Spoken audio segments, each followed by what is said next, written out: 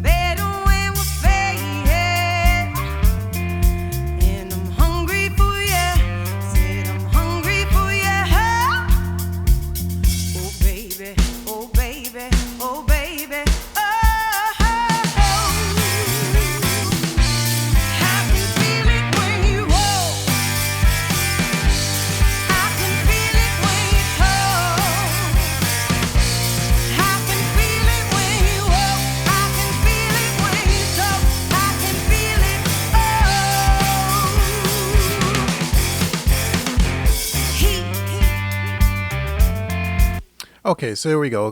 The mix still needs a little work, but we're getting close to the end. This will be great for this example. So again, wonderful band, Lisa Colby. I'll put the link in the description. Go check her out and check out the band. Wonderful, wonderful band. Really enjoyed mixing this song. So anyhow, let's going to go back to the chorus where you can really hear the difference. And what we're going to do is going to expand our mixer here. We're going to take a look at our stereo bus. And if you know anything about me and what I do in my mixing style, you'll know that I use Slate Digital plugins on my master bus. And let's just start with the master bus. So we start with the Virtual Console collection. We won't talk much about that. And then we go to the Pro EQ, which we're going to talk about right now. And then after the EQ, we go to a compressor, Slate Digital, and then the Slate Digital tape machine. So let's go back to the EQ, because that's what we're talking about here. So one thing that you can do when you have things that may sound a little muddy, a little cloudy, a little honky is this. I use the term magical loosely, but this kind of a magic frequency is between the 400 and 500 hertz range. Usually I start around 500 hertz. And 500 hertz is where you get a lot of that build up in that mid-range that gets to be honky sounding. The drums tend to sound a little cardboardy. The vocal sounds a little bit masked, like there's a little nasally, if you will. But the electric guitars, especially distorted electric guitars, tend to get a little bit of warmth in that range. They get a little honky if there's too much, but if you pull too much out, they get a little thin sounding, so you have to be careful. So the 500 hertz range is a great way to kind of pull out a little bit, carve out a little, to kind of clean up everything and make things sit a little bit nicer together. And again, every mix will be different. So 500 hertz is kind of a starting point. It could be somewhere between 4, 5, 550 in that ballpark, but I usually stay with 500. So what we're going to do is we're going to bypass this. I'm going to play back this chorus section where you can hear it the most, because all the instruments are kind of kicking in at the same time. And then I'm going to take this out of bypass mode and kind of listen for the clarity in the mid-range section, see if you can hear it. So here we go. Oh baby, oh baby. I can feel it when you walk. I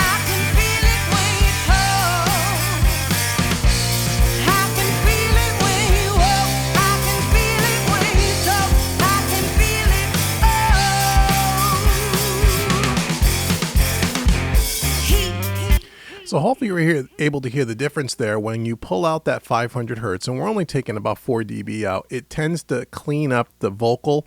The vocals has a little bit more clarity. The guitars don't get as honky. They're not as aggressive, and they kind of lay back in the mix a little bit more. And it kind of cleans everything up and gives it a little bit more of a polished sound. So if you didn't hear the difference, what I'm going to do is I'm going to exaggerate this so you can hear the frequencies that I'm talking about.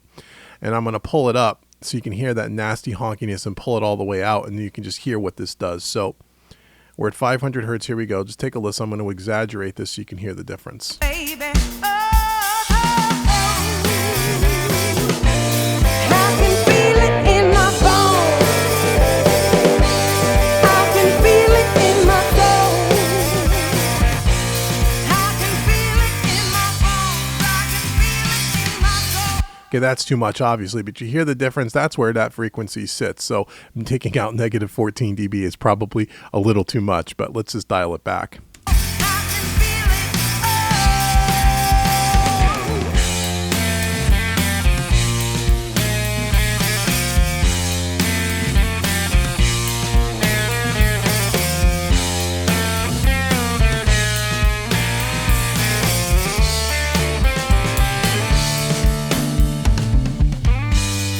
So there's the difference right there. You also listen to it in the snare. You can hear the boxiness of the snare go away as well. So let's listen to that. We'll take it out and put it in bypass mode.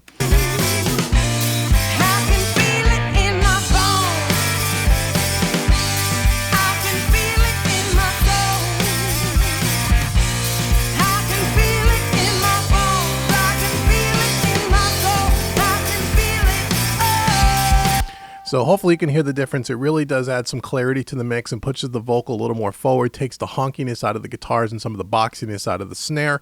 And that's a great little tip. So hopefully this was helpful.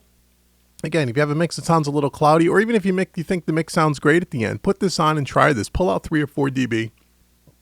A/B it back and forth like we just did, and see if you like it, the improvement to your mix. Again, be careful you don't pull out too much, because then things are going to sound kind of flat, and you don't want to boost it because then it gets really honky. But it's just a nice little way to just kind of clean up the stereo bus and just make everything kind of sit a little nicer together. So again, I hope that was helpful for you. Again, thank you for liking, thank you for subscribing, thank you for sharing these videos. We are getting more and more subscribers every single day. I really do appreciate all your support. I hope all these videos are helping. And again, if you want more mixing tips and you want a more in-depth look at this kind of stuff and a whole array of other things about mixing, if you haven't already, go to visionrecordingstudios.com, click on the products page, and then check out my new 6-hour long mixing tutorial called Mixing Made Easy. It is a wonderful product. We've gotten dozens and dozens of positive reviews. You can read it right on the website. I would encourage you to check it out. It talks about things like this example, plus everything else. I take you from the very beginning, setting up a session, all the way through the final touches of a mix, and everything in between. So I think that's a great little tip, and I'll put the link down in the comments section. Again, leave some comments and let me know what you think of this video and our channel overall, and whatever other ideas you may have for new videos. And until next time, this is Dave from visionrecordingstudios.com. Take care.